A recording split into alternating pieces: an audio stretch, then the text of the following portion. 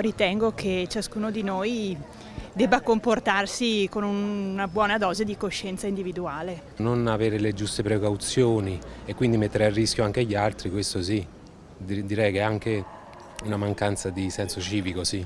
Noi vediamo una certa serietà nel comportamento sia a livello aziendale che durante il tempo libero, però forse qualcuno dovrebbe riflettere di più e impegnarsi in maniera diversa proprio per non incidere poi sul risultato complessivo. Un senso di responsabilità ci deve essere dei genitori nei confronti dei figli che non seguono le regole e degli adulti che non danno il buon esempio alle altre generazioni. Noi rispettiamo le regole, signora.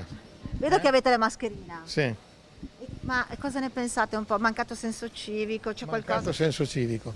Ognuno vuol fare quel cacchio che vuole. Mancano le regole e le regole devono essere osservate.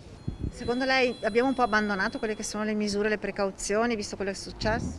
Secondo me settimana dopo settimana ci stiamo allontanando dalle vere precauzioni.